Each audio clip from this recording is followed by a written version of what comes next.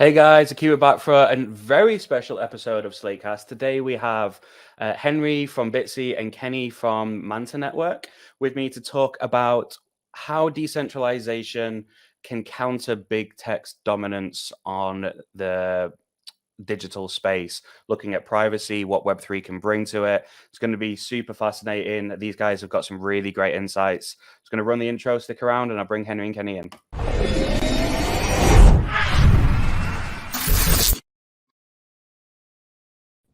Hello, hi guys, how are you doing? Hey, well. Doing well. So Henry, we spoke previously. You were on an episode of Slatecast around BTSE a good few months ago now. I think it was back in 2022. Kenny, this is the first time we've spoken, so welcome to the podcast. Great to have you here. Thanks for having me here. So first of all, I'm going to start. There's a question that I developed when I was doing panels over at ETH Denver, and I really liked it. So can you give us a brief intro to what you're currently doing? So Henry, I know you've been on the podcast already. So the viewers most likely will be aware of what you're kind of doing if they're not aware of BTSE already. But if you give us a brief intro into what you're doing, but then also the part that I'm really interested in is what specifically do you think you personally bring to the Web3 space? What's your speciality? Yeah, I'll kick it off. So with BTSE, it stands for buy, trade, sell, and earn. It's very simple, and keeping it simple is part of what we want to do. We want to allow a platform and exchange to be trusted by institutions, but intuitive enough for first-time users. And what that means is focusing on kind of keeping crypto and removing the complexities from crypto when it comes to trading, when it comes to investing. As you guys know, an exchange is where a lot of people have their first interaction with crypto. So it's very important that we're able to build the right experience for them. But our business is, what's unique about it as well is that we have a white label part of it, where a lot of people who want to run their own exchanges, want to run their own wallets, who just need a larger company with better infrastructure to service them. We do that. We help over 30 other wallets and exchanges operate end to end. We focus a lot on pricing, right? Making sure it's very efficient. And when it comes to Web3, we try to develop as many useful tools as we can that help people interact with Web3. So somebody has a MetaMask wallet or something like that, they can connect directly to our exchange, create an account, something you don't see elsewhere. And we're trying to develop more and more towards tools that help people just get a more intuitive experience when it comes to trading. So that's what we do at BTSE. But what do you do? What's your specialty? Oh, personally, myself. I think what we do is, or what I do specifically, is to focus on what I just talked about as part of kind of innovating an exchange. Our business has been around for 4 or 5 years in the industry. So myself, coming from last, I would say 6-7 years, has really been diving into the community and understanding what people want. I think the history behind that, and learning and losing a lot of money, making some money, losing a lot, playing with different tools. Started in crypto back with MadeSafe, running a community there, which was a cryptographic privacy network as part of the AIM. And kind of getting into DeFi early and trying to bring that to the centralized trading experience. I think that's a big part of the innovation cycle for us and for me to try to contribute to that ecosystem. Yeah. Fantastic. Looking at privacy, sort of digital privacy and that sort of big tech's dominance. So, I mean, it's no secret that kind of FANGs have commanded control over user data and profited vastly in the process over the last sort of, 20 years. How do you see blockchain looking at now the fact we have immutable ledgers that are fully transparent? We also have new technology like yourselves where we're using ZK technology to obfuscate the parts where we need it to be obfuscated. How do you see that disrupting big tech over the next kind of 18 months to 2 years, Henry? Yeah, I think not to steer too far away from it, but when we talk about big tech, I think we can look at how it is being done across different geographies. I was recently traveling across Asia, just stopping by China, taking a look at what it's like there, because that's been a very undercovered part of crypto, at least to the West, right, in the last 2 years. And it's fascinating because they don't want these kind of incumbents to come in and just build unregulated, right, unmonitored financial technology and innovations. So they started building things like, for example, NFT exchanges, where you literally transact and buy the NFTs you want with fiat from your WeChat wallet, which is like a Venmo connected to your WhatsApp, right? And you would then, you would buy it with fiat, you would trade with fiat. Everything is in RMB, which is the Chinese yuan.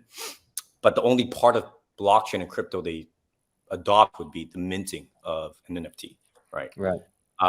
They even have features such as a 7-day refund policy to retail on a purchase of an NFT, right? Which is unheard of when you go to OpenSea or something like that. Mm-hmm. So when it comes to disruption, I think there are a lot of people disrupting big tech, or not big tech, but traditional tech.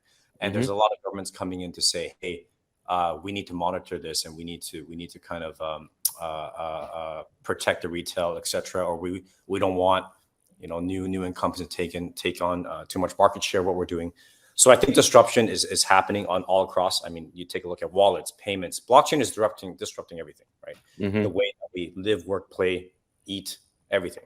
But yeah, just traveling recently, I just want to share a couple of things that I saw and how. Yeah, sure. To your point that we know it's disrupting big tech, right? Across, we know when I send you money, Liam or Kenny, like I could do it off, and nobody could see, right? Given all the different tools that we have now, but big tech is working with governments to figure out how they can use all their resources, right, to continue to be ahead, and even acquire up a lot of these smaller projects and change their roadmap, change the way they're doing, especially in this market. So yeah, it's something fascinating that we've been seeing how they've been doing this.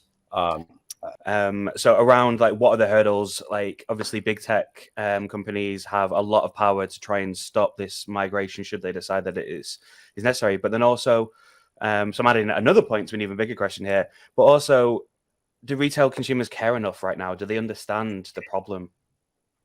I think it's our job to make them care, and not that we have to kind of be evangelists and preach to them. And we all put in the hours to build what we build because we know it's a benefit to the greater, the mission that we have. Look at yourself, right? Running media companies, investing, doing all the research, educating the public. That's one of the hardest things to do.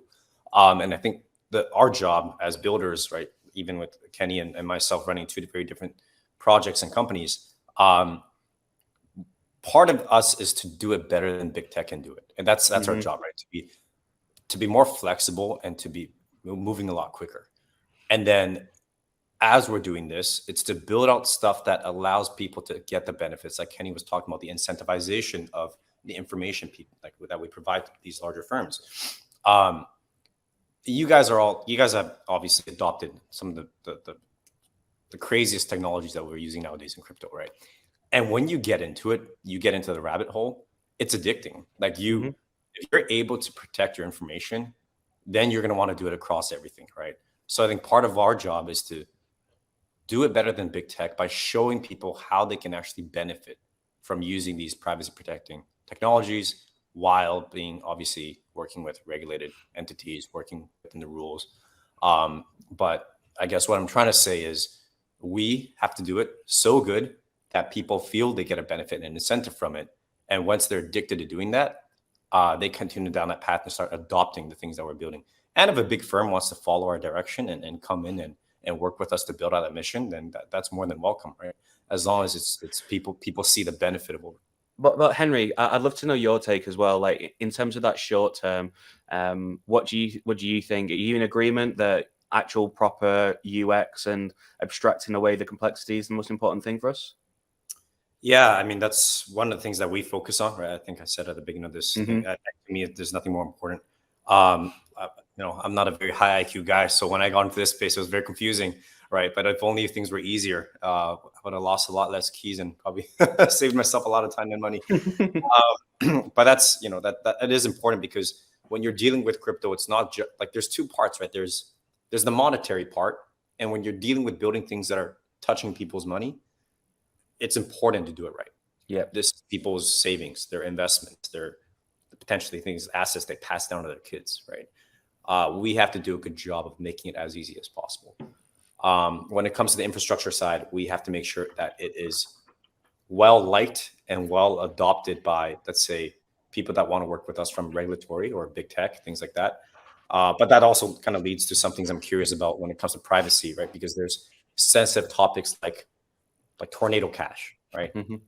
If we're talking about ZK proofs, and Kenny, correct me if I'm wrong, weren't they like the most used ZK protocol?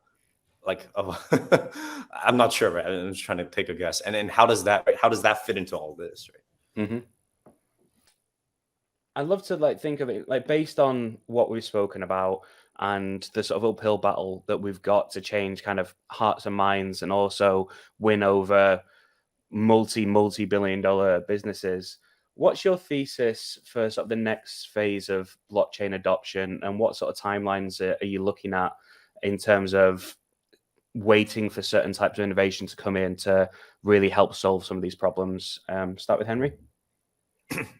Yeah, I think a lot of it is what shouldn't happen. Like what's going to, I think we were on a pretty good track, right? Ever since I think 2016, 17, when, you know, it's not surprising the price of certain assets like Bitcoin brings people's attention.